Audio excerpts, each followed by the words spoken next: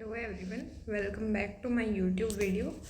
तो कल अपनों ने क्या क्या चीज़ें देख ली थी, आरबीआई के बारे में जितनी भी इंफॉर्मेशन थी अपनों ने गैदर कर ली थी, देख ली थी।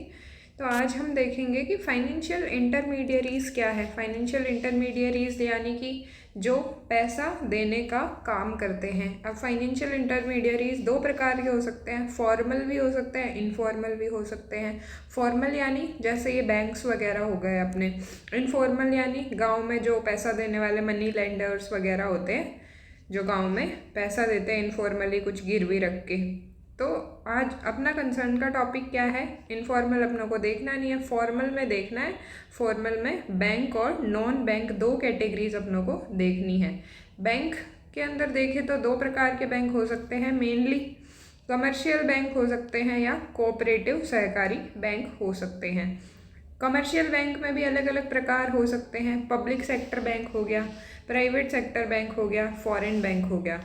और एक और कैटेगरी है कमर्शियल और कोऑपरेटिव बैंक के अलावा अपने पास तीसरी, डिफरेंशियल बैंक्स क्या होते हैं। डिफरेंशियल बैंक्स के अंदर क्या क्या आ जाएगा।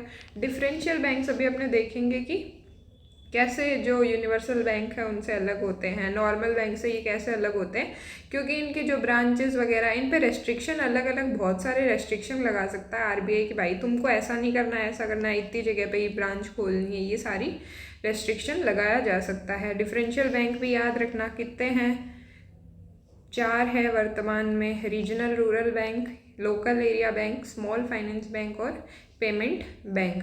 नॉन बैंक्स के अंदर आता है, अब एक बार नॉन बैंक अपने जब देखेंगे तभी डिस्कस कर लेंगे, या तो ऐसा ही रखेंगे।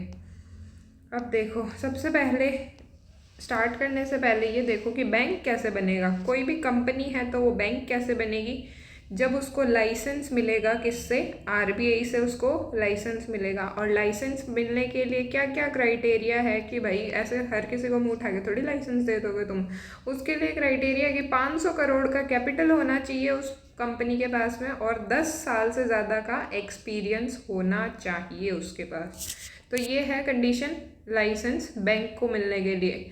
लाइसेंस मिलने के बाद भी अलग अलग बनेंगे, शेड्यूल्ड बैंक होंगे, कौन से होंगे, फिर छोटे बैंक, बड़े बैंक, वो भी अलग क्राइटेरिया। सबसे पहले लाइसेंस का याद रखना, 500 करोड़ का कैपिटल, 10 साल का एक्सपीरियंस। दूसरा है शेड्यूल्ड बैंक।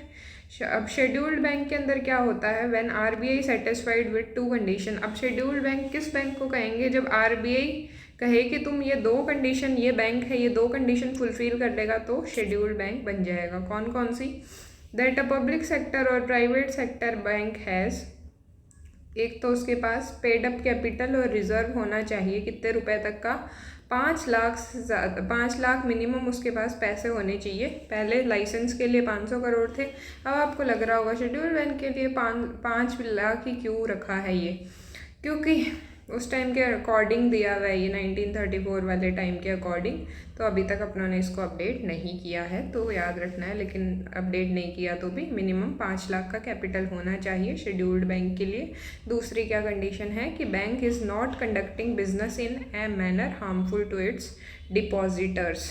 और वो बैंक लोगों के हित में काम करना चाहिए, ऐसा नहीं कि भाई बैंक तो बना लिया, खुद को ही लोन दे रहा है, खुद की कंपनीज को ही रहसे और लोगों को कुछ लोन दे नहीं रहा है। तो ये दो कंडीशन फुलफिल होनी चाहिए किसके लिए, शेड्यूल्ड बैंक के लिए। और तीसरा क्या है, देन अगर ये दो कंडीशन फुलफिल हो गई तो उस बैंक को आरबीआई का एक्ट है कब का, कमेंट सेक्शन में आप बता सकते हो। बहुत ही ईजी क्वेश्चन है ये, तो आपको आना ही चाहिए एटलीस्ट, आरबीआई एक्ट कब का है। तो उसके सेकेंड शेड्यूल में ये मैंशनड है, तो इसको शेड्यूल्ड बैंक बोलेंगे अपने।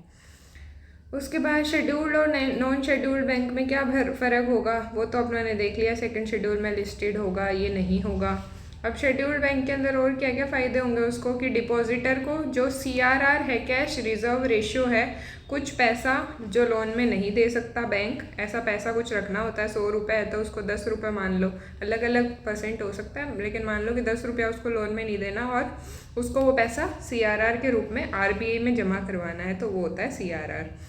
तो शेड्यूल्ड बैंक में सीआरआर आरबीआई के पास देना होता है, नॉन शेड्यूल्ड बैंक में can maintain the CRR money themselves, खुद के पास भी रख सकता है बैंक, अगर शेड्यूल्ड बैंक नहीं है वो तो, शेड्यूल्ड नहीं है मतलब सेकंड शेड्यूल में लिस्टेड नहीं है। दूसरा पॉइंट क्या है शेड्यूल्ड बैंक का, eligible to borrow deposit fund in RBI's window. अब ये जो अलग अलग फैसिलिटी बना रखी है आरबीआई ने, रेपो, एमएसएफ, इनके द्वारा जो बैंक्स लोन लेते हैं वो शेड्यूल्ड बैंक को तो इजीली लोन मिल जाएगा, और नॉन शेड्यूल्ड बैंक के लिए डिपेंड होता है आरबीआई की डायरेक्शन पे किस तरीके से वो उसको लेता है। तीसरा पॉइंट है कि शेड्यूल्ड बैंक को क्या करना होता है, प्रोटेक्ट करना होता है डिपॉजिटर का इंटरेस्ट, और are required to protect the interest of depositor and abide to, और आरबीआई के नॉर्म्स के अकॉर्डिंग ही चलना होता है। और नॉन शेड्यूल्ड में of course they have also do it else, और उनको भी ये करना होता है, लेकिन उनकी ये रिकमेंडेशन और उनको आदर किस बात पे करना होता है, बैंकिंग रेगुलेशन एक्ट की बातों पे। और देखें तो more government department and big private sector companies, ये मतलब गवर्नमेंट के डिपार्टमेंट के सैलरीज वगैरह देने का ज़्यादा काम, मतलब ऑफिशियल ज़्यादा तगड़ा ऑफिशियल ये शेड्यूल में मेंशन्ड है तो इसको ही माना है, तो इसके पास जनरली ज़्यादा पावर होती है नॉन शेड्यूल्ड बैंक के। और bank becomes eligible to partner in the government's financial inclusion, और गवर्नमेंट के फाइनेंशियल इंक्लूजन के लिए जो भी स्कीम्स चलानी है जिसमें से पैसा कटेगा किस चीज़ के लिए, मतलब कोई सब्सिडी या फिर किसानों को या डायरेक्ट पैसा भेजना है, इन सारी चीज़ों की हेल्प किसकी हेल्प लेती है गवर्नमेंट, जो शेड्यूल्ड बैंक है उनकी मदद से ही भेजती है। नॉन शेड्यूल्ड बैंक को इतनी एलिजिबिलिटी नहीं होती है। तो ये अपनी कुछ बातें हैं शेड्यूल्ड नॉन शेड्यूल्ड बैंक को लेकर। उसके बाद अपने कुछ फैक्ट्स है जो अपने देख सकते हैं कि पहला बैंक कब बना था। 1790 के अंदर बैंक ऑफ हिंदुस्तान बनता है कलकत्ता में। यूरोपियन ओन्ड था ये, अपना नहीं था, ब्रिटिशर्स थे उनका था, और ट्रूली स्वदेशी नहीं था। पहला इंडियन ओन्ड, अब ये फैक्ट याद रखना यार एग्ज़ाम पॉइंट ऑफ व्यू से, कि 1894 में पंजाब नेशनल बैंक पहला इंडियन ओन्ड बैंक बना था, और लाला लाजपत राय ने इसकी फाउंडेशन में मदद की थी, ये आपको याद रखना है। फिर nationalisation of banks after independence. Nationalisation मतलब प्राइवेट ओन्ड कंपनीज थी और बैंक्स थे, उनको क्या कर दिया, सरकार के नीचे ले आएगी। अब उनको गवर्न कौन करेगा, रूल्स कौन बनाएगा, रूल्स तो हालांकि आरबीआई बनाएगा, पर ये गवर्नमेंट की ऑनरशिप इनमें ज़्यादा हो गई कि गवर्नमेंट के पास ज़्यादा पावर आ गई इन बैंक से रिलेटेड, तो ये होता है नेशनलाइजेशन। तो 1955 के अंदर क्या होता है, इम्पेरियल बैंक नेशनलाइज होता है और उसको एसबीआई बना देते हैं। पहले इम्पीरियल बैंक था लेकिन अब नेशनलाइज होके एसबीआई बन गया। तो ये भी क्वेश्चन आया कि एसबीआई का नेशनलाइजेशन कब हुआ, तो 1955 याद रखना है। फिर एलआईसी का भी होता है, took over private life insurance. फिर ये बहुत इंपॉर्टेंट है, अगर पहला नेशनलाइजेशन की बात करें तो एसबीआई याद नहीं रखना है। फर्स्ट फेज़ ऑफ नेशनलाइजेशन था 1969 में अपना, इंदिरा गांधी के समय। 14 बैंक्स जो थे जिनके 50 करोड़ से ज़्यादा कैपिटल थी, उनको क्या कर दिया था, गवर्नमेंट ओन्ड बना दिया था, गवर्नमेंट के पास उनकी पावर या शेयर होल्डिंग ला दी थी। तो पहला नेशनलाइजेशन कब हुआ, ये बहुत इंपॉर्टेंट है, आपको याद रखना है। 1969 में एनसीईआरटी में दिया हुआ ये। फिर 1980 में सेकंड फेज़ आता है नेशनलाइजेशन का, इसमें 6 और बैंक्स जिनके 200 करोड़ की कैपिटल थी उनको नेशनलाइज किया जाता है। बाकी आगे कमर्शियल बैंक और बहुत इंपॉर्टेंट टॉपिक्स हैं, वो अपने कल अच्छे से और डिस्कस कर लेंगे। अभी वीडियो ज़्यादा बड़ी हो जाएगी। शेड्यूल्ड नॉन शेड्यूल्ड बैंक आप देख लीजिएगा।